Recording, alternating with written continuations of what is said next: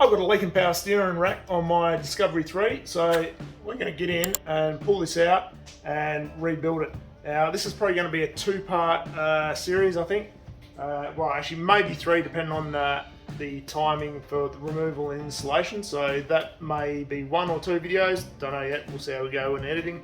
But that'll be the first part, obviously removal install, and then there'll be another separate video for just the rebuild of the rack. So I'm just got a seal kit, we're going to whack through that and let's see how it goes. So anyway, without further ado, let's get into it. So the first job is going to get the front wheels off and some of the underbody guarding, so let's get into that now. Front wheels are off, so on either side, left and right, we want to be taking off these little side covers, and also want to remove this lower radiator guard. And you can see on this right hand side all that oil leaking, so we've got a pretty major rack leak. It should be just the main seal that's on here that's gone. But while we've got it out, I've got a full kit, so we'll replace all the seals in the whole lot. Alright, so we've got the little side covers, splash shields off on either side, left and right. Next step, I'm just going to drop the tyre rods off from the knuckle, and then we'll start unbolting the rack itself. So these knuckle bolts or nuts are 18mm, and then we can remove them completely because this bit doesn't really matter so much. And then I just put a bit of pressure downwards on the tie rod and give this section here a decent whack with a hammer.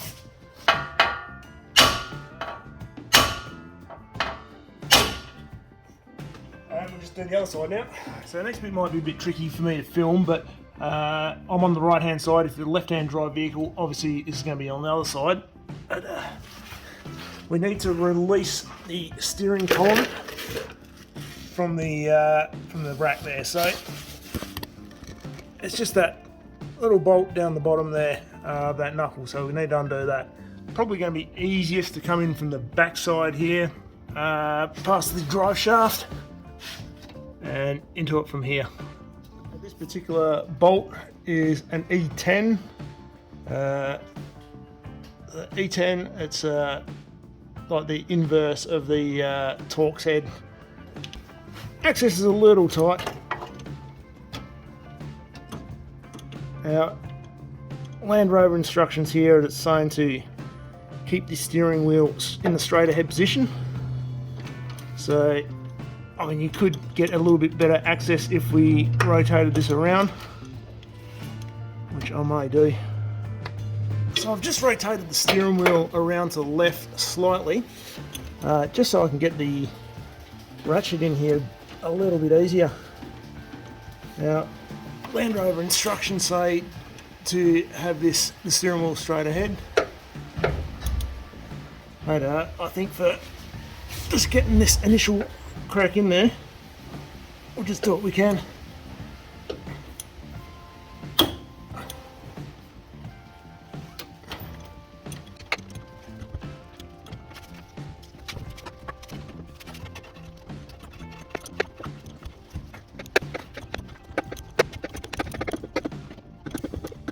So the bolt from the steering is out, so just on the left-hand side of the rack, or right-hand side for left-hand drive, basically reverse for left-hand drive, for everything I say. You can see there's just that little bolt there, which just holds this power steering line just onto the rack. It's an 8mm bolt, so we're just going to drop that out.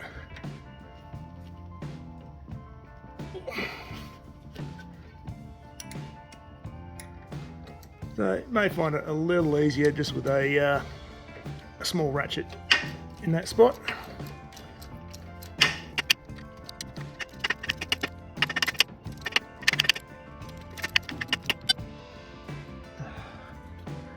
And of course I just dropped that on the main dash plate guard.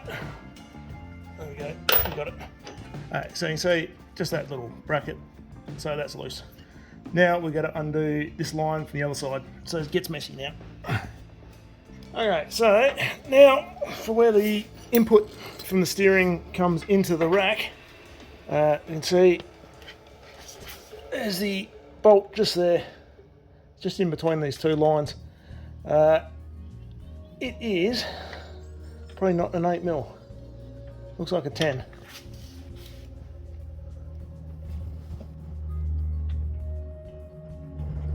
So 10mm, just a small ratchet with a short extension should be enough to get you to clear the lines, the coolant lines and whatnot.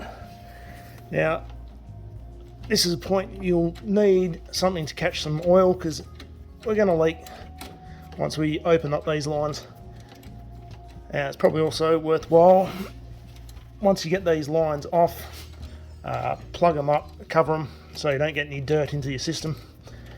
Probably not going to matter too much on the rack side for me, because I'm going to be rebuilding it and cleaning and all that caper. But if you're just removing the rack for some other purpose, then yeah, definitely do what you can to keep your dirt and crud out of the lines.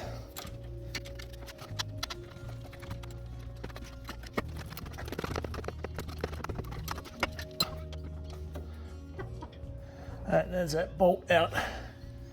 Now let's see how we go with. It's not too bad. So you can just pull them up out of the way and let them drain into your oil pan. And there is a couple of O-rings there on that end that we will need to replace as well. And while that's draining, I've just cable tied that back here, so it's just so it's out of the way. And we'll get some tape or a little bit of rag and just stuff in those open ports, just to stop any excessive dirt getting in there. Alright, so while that's drained out, now some models may have an electrical connector up at the input, but for now what we're going to do is we're going to get that steering U-joint off that shaft, and then we've got one bolt here on this side to undo, and just another on this side to undo, and then that whole rack can come out. I'll probably wiggle it out to that side.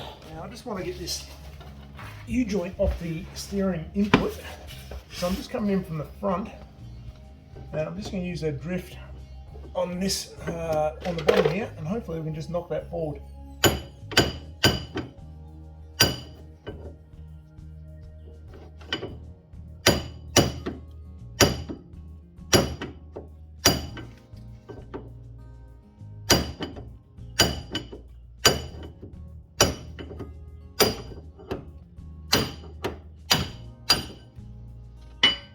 That should be off, I think. I can't really see real well from my angle, but yep.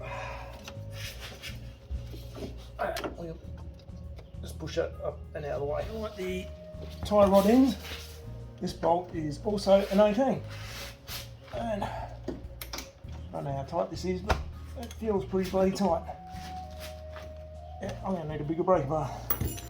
Now, I'm not sure what the torque is on these. I haven't looked it up yet. We'll figure that out on the when we put it back in, but it is quite tight, so you may need a breaker bar just to crack it off to start with, especially if you're just working underneath the vehicle. If you're on a hoist, you may be able to get away with it a bit easier.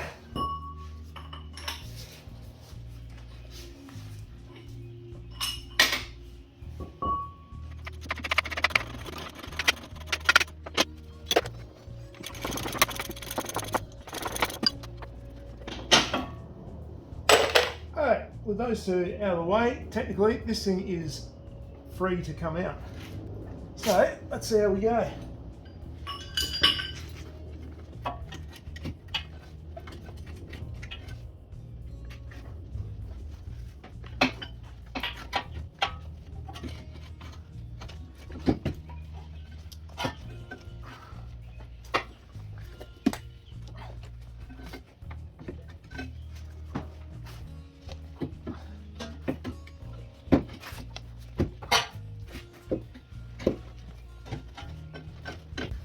Now you may have noticed I just taped up the inlet and outlet for the power steering fluid, just because all this dirt and crap, it's just a risk of getting a bit of contamination in there. But this is a bit fiddly. I've got to figure out which way it's going to come out, because this, as you can see, the steering input is quite long. I'm hoping it's going to come out towards the camera here. Initially I thought this rack was going to come out obviously towards the camera. I was in the process of getting it out. I thought, changed my mind, thought, oh, maybe it's going to come out the other side, and then now at this point I've realised, no, it's coming out towards the camera. Oh, they're so close there. There we go.